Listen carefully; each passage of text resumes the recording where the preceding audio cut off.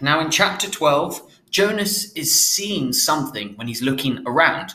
It happened when he saw an apple, and it happened when he saw Fiona. And he goes to ask the giver, the old man, about this. And what ends up happening is that Jonas is starting to see the color red. Now, as we remember, they removed snow because it was cold and difficult to grow vegetables. They removed the heat because it caused sunburn, and they removed hills because it made things difficult. This is a society, a community, where everything has to be perfect. So they also removed people being able to see colors. But it turns out that Jonas and the giver have this ability. The giver can see all the colors in the world, but Jonas can only see red. And the giver's about to show him what a rainbow is. Or was, he was about to show him. Chapter 13. Days went by, and weeks. Jonas learned through the memories the names of the colors, and now he began to see them all in his ordinary life, though he knew it was ordinary no longer and would never be again. But they didn't last. There would be a glimpse of green, the landscape lawn around the central plaza, a bush on the riverbank, the bright orange of pumpkins being trucked in from the agricultural fields beyond the community boundary.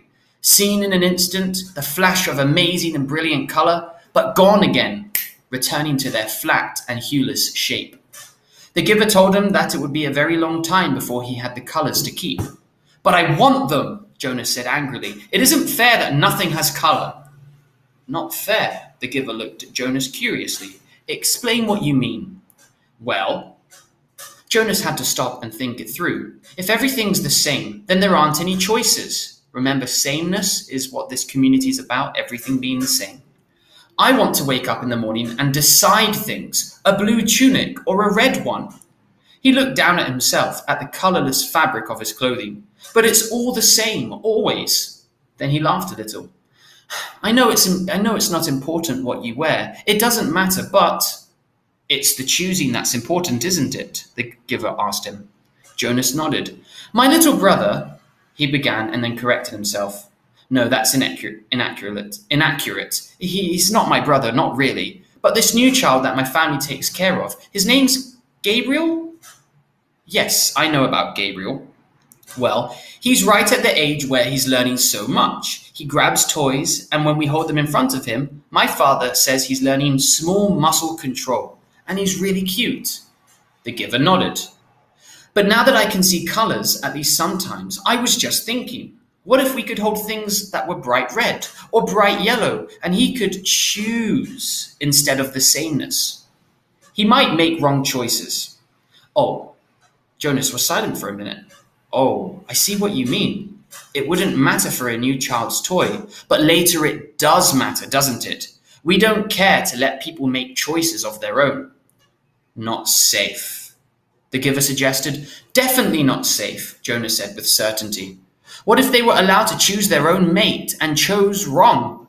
Or what if," he went on, almost laughing at the crazy idea, absurdity, "they chose their own jobs?" "Frightening, scary, isn't it?" the giver said. Jonas laughed and chuckled.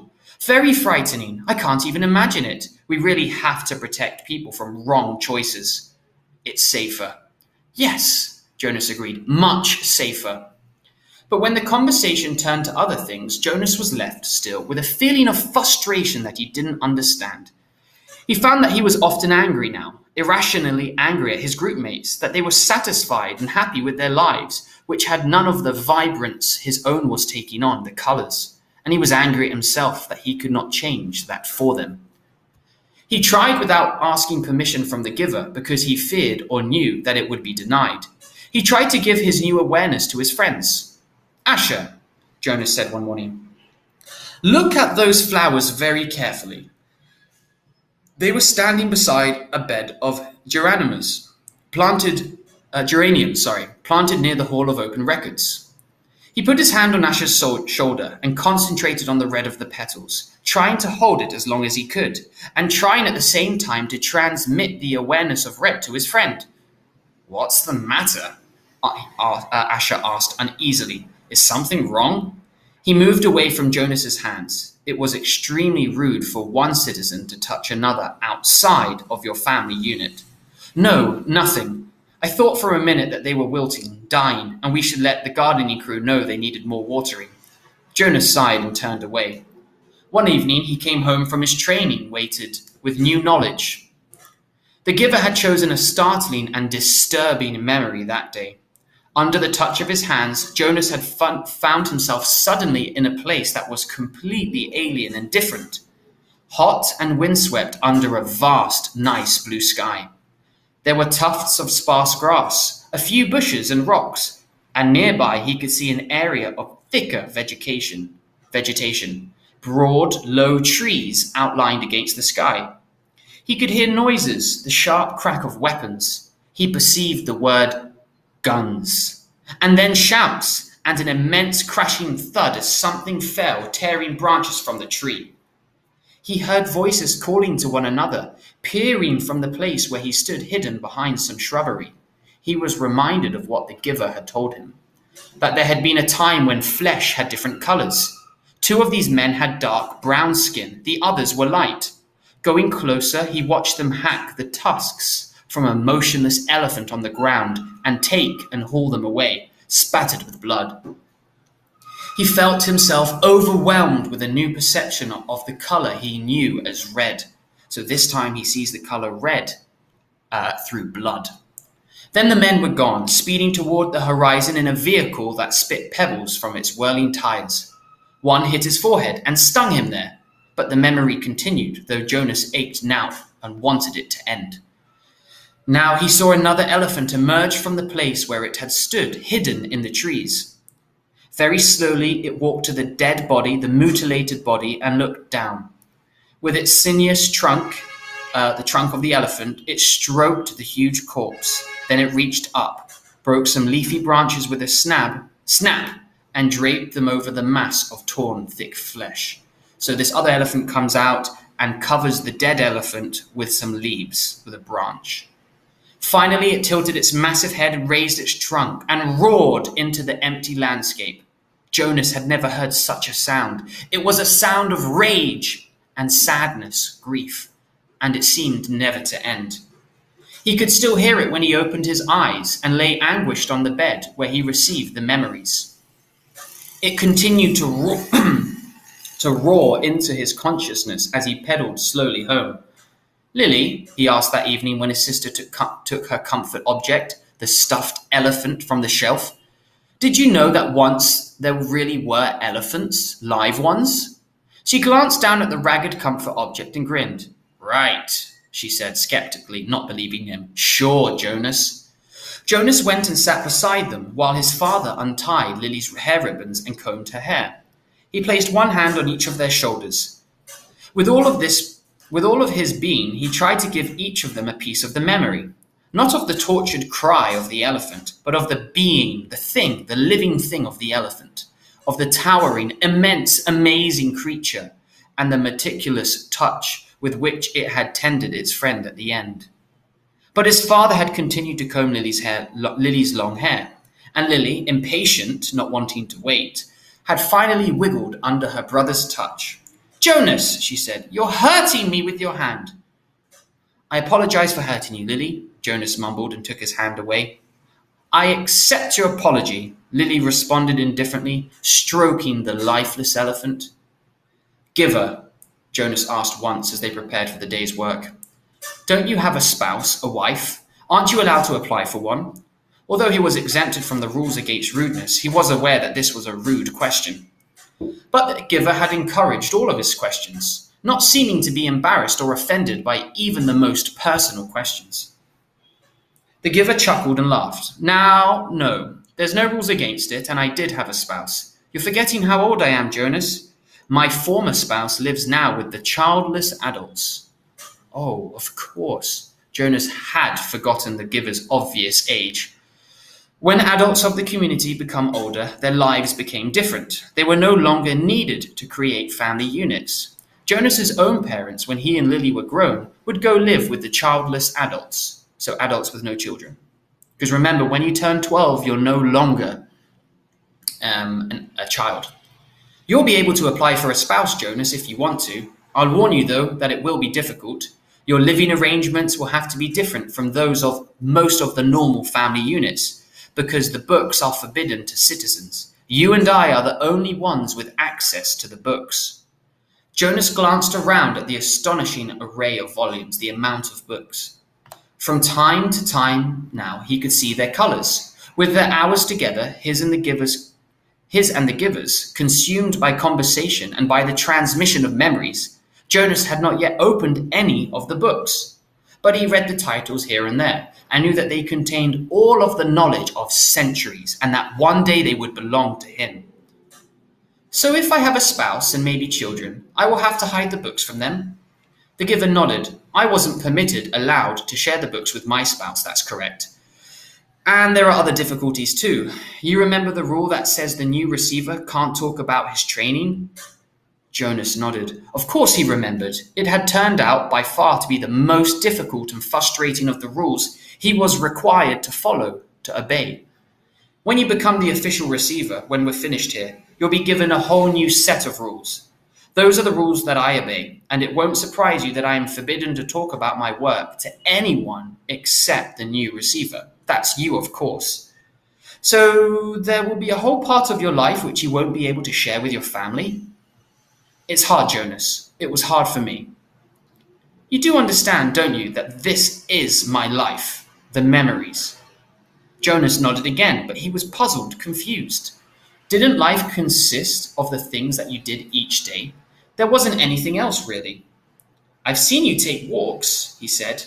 The giver sighed. I walk, I eat at mealtime, and when I am called by the committee of elders, I appear before them to give them counsel and advice. Do you advise them often? Jonas was a little scared at the thought that one day he would be the one to advise the ruling body, give advice on things like the ceremony of the 12. But the giver said no, rarely, only when they are faced with something that they have not experienced before. Then they call upon me to use the memories and advise them. But it very seldom happens. It doesn't happen very often. Sometimes I wish they'd ask for my wisdom more often. There are so many things that I could tell them, things I wish they could change. But they don't want change. Life here is so orderly, everything's in order. So predictable, so painless. It's what they've chosen. I don't know why they even need a receiver, then, if they never call upon him, Jonas commented. They need me and you, the giver said, but didn't explain. They were reminded of that 10 years ago. What happened 10 years ago? Jonas asked. Oh, I know, you tried to train a successor, the next receiver, and it failed. Why? Why did that remind them? The giver smiled grimly. When the new receiver failed, the memories that she had received were released. They didn't come back to me, they went. He paused and seemed to be struggling with the concept, the idea. I don't know exactly. They went to the place where memories once existed, before receivers were created. Someplace out there. He gestured vaguely with his arm, he pointed. And then the people had access to them. Apparently that's the way it was, once. Everyone had access to memories. It was chaos, he said.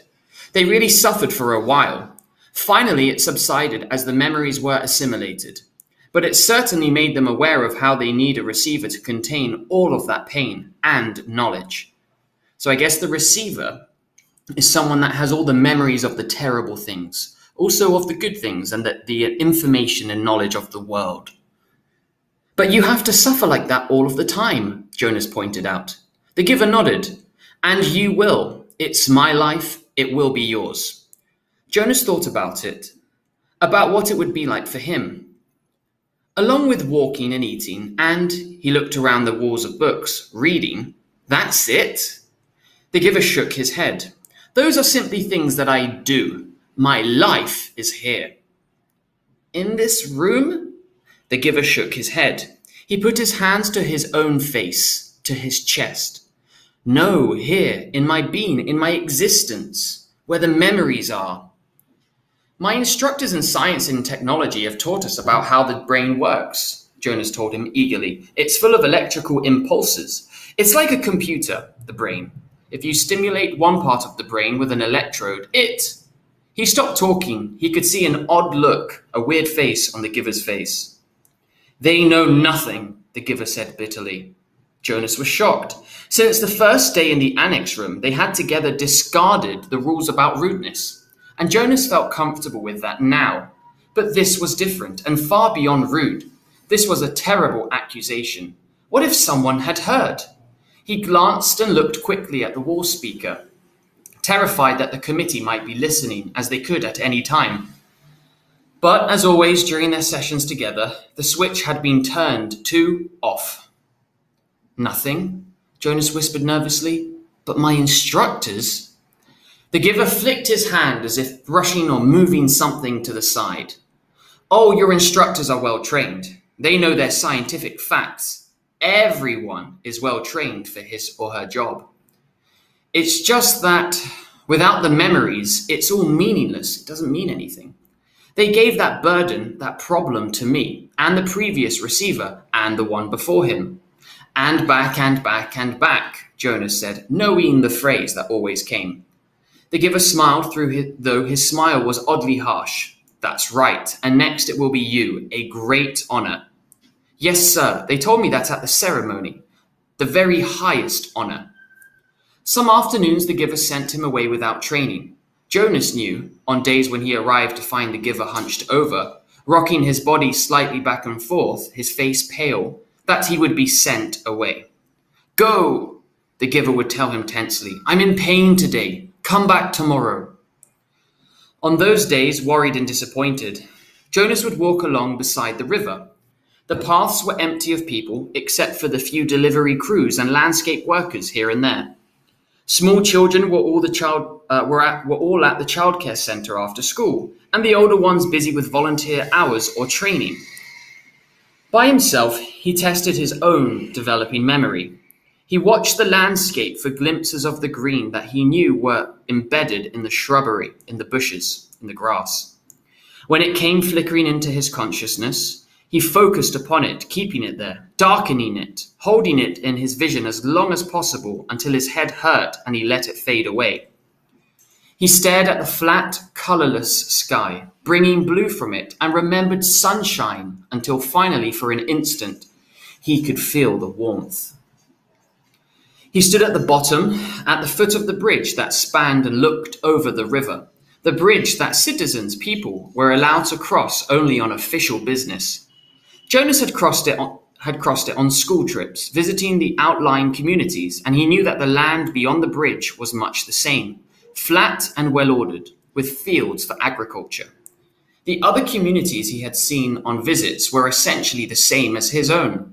The only differences were slightly altered styles of houses and dwellings, slightly different schedules in the schools. He wondered what lay in the far distance where he had never gone. The land didn't end beyond those nearby communities. Were there hills elsewhere? Were there vast wind-torn areas like the place he had seen in memory, the place where the elephant died? Giver, he asked one afternoon following a day when he'd been sent away, what causes you pain? When the giver was silent, Jonas continued. The chief elder told me at the beginning that the receiving of memory causes terrible pain. And you described for me that the failure of the last new receiver released painful memories to the community. But I haven't suffered, giver. Not really. Jonas smiled. Oh, I remember the sunburn you gave me the very first day, but that wasn't so terrible. What is it that makes you suffer so much? If you gave some of it to me, maybe your pain would be less. The giver nodded.